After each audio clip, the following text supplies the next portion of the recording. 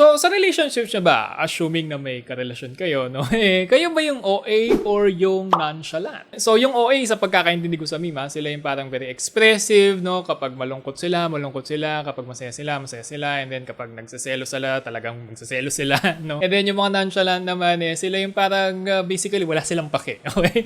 Parang very, lang sa mga emotions, hindi masyadong nagtatanong, hindi masyadong nag-express ng kanilang nararamdaman, and so on. So, kung curious kayo kung meron bang equivalent yan sa psychology or parang ano yung masasabi ng psychology dyan, meron naman siyang equivalent, no? Roughly speaking, ang tawag dyan sa way of relationshiping ng mga tao sa ibang tao ay attachment style, no? Hindi ko alam kung may word na relationshiping pero gamitin na natin. So, ito kumbaga yung style ng isang tao kung paano siya nakadikit, no, sa ibang tao or paano siya nakabond, no, sa ibang tao or sa mga taong karelasyon niya. So, yun nga, pwedeng OA siya with the attachment na meron siya with other people or pwede din naman na parang nonchalant lang, parang chill lang, ano, sa kanilang relationship with other people. And actually, hindi lang to applicable sa mga romantic relationships. In fact, ang magdedetermine sa attachment style ng isang tao is yung first ever relationship natin sa buhay natin. Hindi yung first boyfriend mo, hindi yung first girlfriend mo, no? Hindi yung mga yon. Kasi ang unang relationship na meron tayo sa buhay natin is yung relationship natin with our mother or yung primary caregiver kung kanino ka lumaki. So, kung paano yung attachment na nabuo mo with your primary caregiver, usually yun yung magiging attachment style mo kapag tanda mo. So, ngayon ang tanong is, based sa mga studies sa psychology, ano nga ba yung mga attachment style na meron yung mga tao? And paano ito nagde-develop? Okay? So, yan yung pag-uusapan natin ngayon sa isa na namang video sa Human Development Series. Ako si JP and wag na natin patagalin. Roll na natin intro!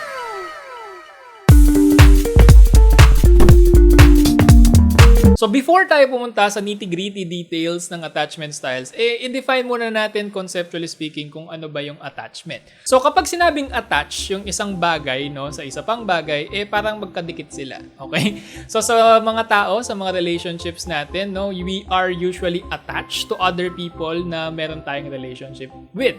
No? So nakadikit tayo sa kanila, nakabond tayo sa kanila.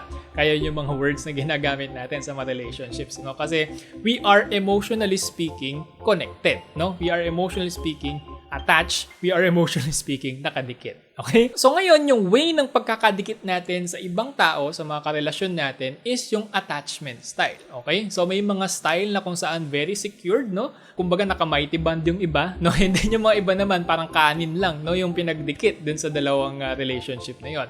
So iba-iba yung style ng pagkakadikit natin or pagkakaband natin sa ibang tao. And ang primary researcher about sa attachment style ng mga tao is si Mary Ainsworth. And binase niya yung study niya kay John Bowlby, no? Na kung saan sabi ni John Bowlby, almost all animals, especially mammals, meron tayong instinctual desire, no, to bond or to attach ourselves, no, to our primary caregivers, particularly yung mga nanay natin. Kasi nga naman, evolutionarily speaking, very advantageous yung nakadikit ka sa nanay mo, no, nung sinaunang panahon. Kasi pag hindi ka nakadikit sa nanay mo, hindi ka nakadikit sa primary caregiver mo, mataas yung chance na kainin ka ng kung ano-ano, kainin ka ng leon, no, kaya hindi ka maalagaan, magkasakit ka, and then matsugi ka. So, hindi mo na mapapasa yung genes mo sa next generation. Okay? And then, napansin ni Mary Ainsworth, no, na yung attachment na to is very different from people to people. Kumbaga, may pagkakaiba-iba tayo kung paano natin dinidikit yung mga sarili natin sa mga ibang tao. Kaya naman, nag-devise siya ng isang procedure para pag-aralan kung ano-ano nga ba yung mga attachment style ng isang tao, no? Particularly yung mga baby kasi doon nag-start, no, yung way natin of attaching ourselves to other people. So, gumawa siya ng study at na-develop yung procedure na tinawag niyang strange situation. So, paano ba yung procedure na to? So, first, of course, iimbitahan nga yung mga mag-ina. So, maglalaro sila dun sa room na yon, no? And then, after ilang minutes, papasok si stranger, no? And then, pagpapasok si stranger, obserbahan nila yung baby. By the way, yung focus dito sa study na to is yung reaction ni baby in different scenarios.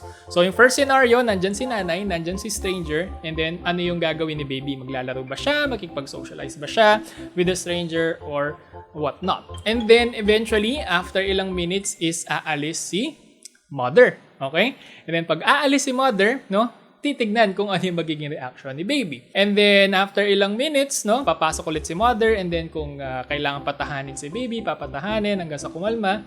And then, eventually, aalis na naman ulit si mother. This time, kasama na si stranger. So, mag-isa na lang si baby. No? So, after that, after ilang minutes, no, of course, obserbahan yung bata kung anong gagawin niya, iyak ba siya, maglalaro ba siya, and so on. And then, after ilang minutes, papasok si stranger. Wala si mommy. Okay? So, ano yung magiging reaction ni baby? Then, finally, babalik na si mother, and then, aalis na si stranger. And then, ano yung magiging reaction ni baby? Ngayong si mother na lang, tsaka siya yung nandun. Okay? So, again, yung parang pinaka-ino-observe dito is hindi yung magulang, hindi yung stranger. Ang ino-observe dito is yung bata. And based sa responses nila, titignan kung meron bang mga patterns na lumalabas. Ano yung mga common patterns ng responses ng mga bata. And yung naging resulta ng study na yon is yung 3 attachment styles. Okay?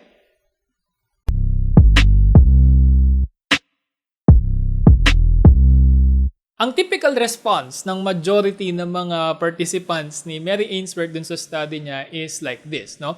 Pag nandyan si mother and si stranger, makikipaglaro si bata, no? And then kapag umalis si mother, medyo madidistress si baby, no? Hindi naman siya yung sobrang magwawala, madidistress lang yung ganun. Tapos, minsan iiyak, no? And then, di siya makipaglaro sa stranger kasi nga wala na si mother. Kasi si mother nga yung base niya. And then, kapag bumalik si mother, biglang sasayo ulit si baby. So, yun yung typical response ng majority ng mga baby dun sa strange situation experiment. So, yung mga batang yun, meron silang tinatawag na secured attachment. Okay? So, secured meaning hindi basta-basta mapipigtas yung bond nila with their caregiver. So, very secured sila with their relationship dun sa kanilang primary caregiver, no? To the point na parang yun nga, pag nandyan siya, masaya sila, no?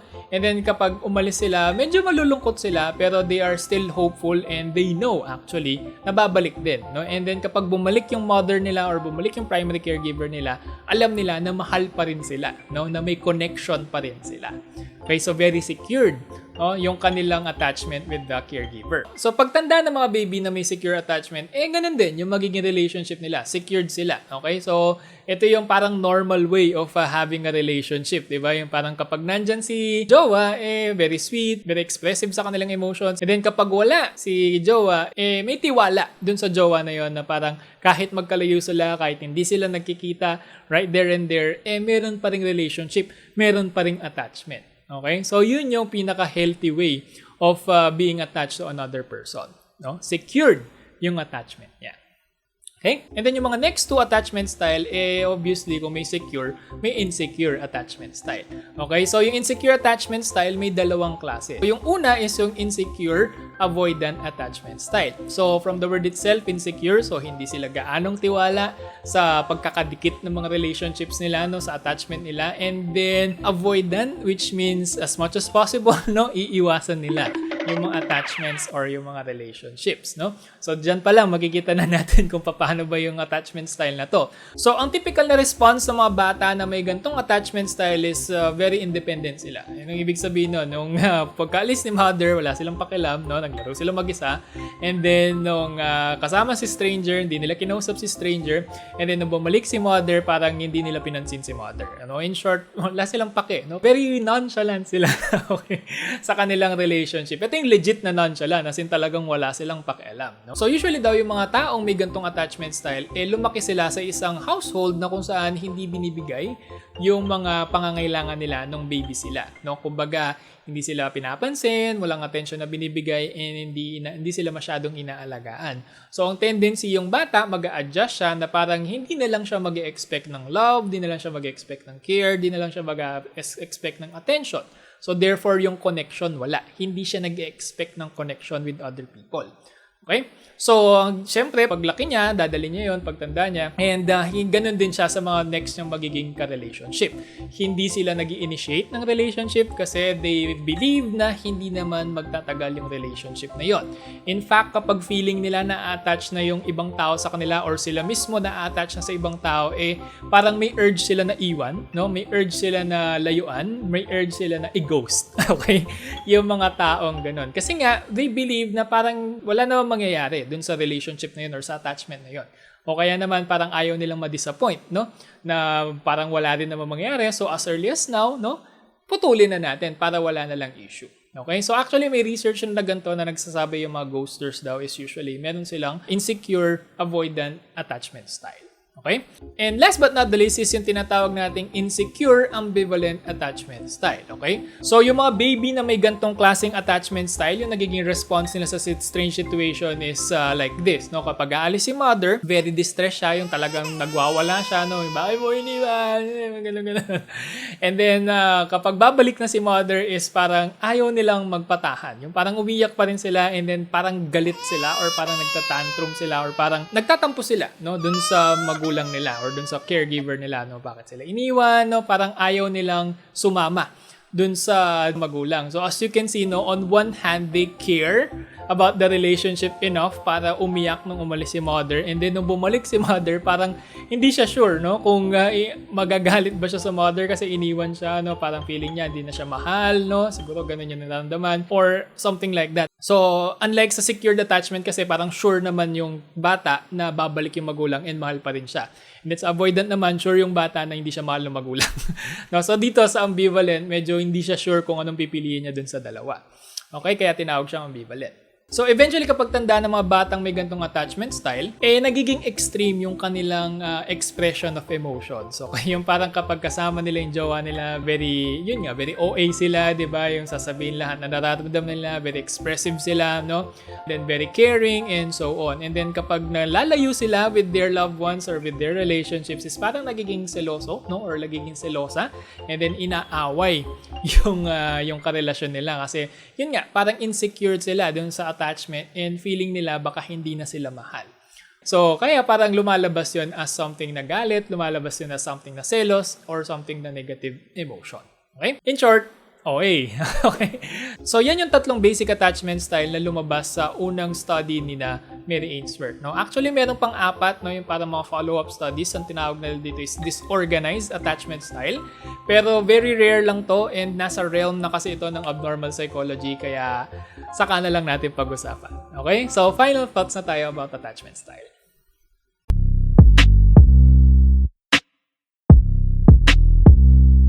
Among the 3 attachment style, obviously, yung pinaka-healthy dyan is yung secured attachment style, okay? And majority naman ng mga participants ni Mary Ainsworth, ganun yung naging pattern, no? So, ang assumption natin is majority of people may have that kind of attachment style din. But then again, no, konti lang yung naging participants niya. So, in generalization is nasa question. So, wag na kayong mabibigla kung marami kayong makikita or makakasalamuhan na ibang tao na may insecure attachment style. Mapa-ambivalent man yan or avoidant. Okay? So usually yung mga taong lumaki sa foster parenting or sa mga orphanages, sila yung nagkakaroon ng insecure attachment style since nga yung mga caregiver nila is very limited, no? Kumbaga, konti lang yung nagbibigay alaga and then sobrang dami ng inaalagaan. So ang tendency, it's either magiging inconsistent yung care or yung attention na bibigay nila dun sa tao or wala at all, no? Depende sa funding pa ng mga orphanages or ng mga foster care na ganyan. And then of course nangyayari din yan sa mga common household, di ba? Lalo na ngayon yung parang ang daming mga absentee parents, no? And then mga parents na nagwo-work and so on, so dumadami yung mga ganyang klaseng mga attachment styles din. Kapag yung isang tao is may insecure attachment style, usually nagiging source yan ng problem within the relationship, lalo na if hindi ma-address agad, okay? And then associated din ito sa mga mental health issues, no, like depression, anxiety, and so on. But then again, kung nafe-feel nyo na parang meron kayong mga mental health symptoms or feeling nyo meron na kayong problems na need i-address, of course, you can always consult your psychiatrist or your psychologist, no, para matulungan nila kayo. Kasi itong video na to, it is not meant for psychological or medical advice. It's only for educational purposes. Okay? Okay, so ayan, napag-usapan natin yung tatlong attachment styles, no? According kay Mary Ainsworth, and sana may natutunan kayo and nag-enjoy kayo, no? Kahit pa paano. So again, wag niyo kalimutang i-like at i-share niyo na rin to sa mga classmates niyo or sa mga friends niyo na may secure attachment style, no? Or kung insecure attachment style man yan, basta, no? Sa mga friends niyo. And wag niyo kalimutan mag-subscribe. And then salamat din sa mga members na directly sumusupport sa ating channel. And if you also want to directly support the channel, you can click join join sa baba, no? Dito yata yan. Or you can click the link in the description for Apple users, no? Yung third tier natin, may perks yan na makakatulong sa mga gustong manood ng in-depth lectures ng mga topics na pinag-uusapan natin sa channel na to. And lalong-lalo na sa mga magpe-prepare sa board exam, no? Kasi actually dinesign natin yung mga lectures na yan for board exam preparation purposes. Okay? So click nyo lang yung join, no? And then scroll down nyo lang yung mga perks na pwede nating makuha and then mag-join kayo doon. Okay? So with that, maraming salamat sa panonood or pakikinig kung ano man yung ginawa ninyo. And ito na muna sa ngayon. Maraming salamat. Hanggang sa muli. Paalam. Bye.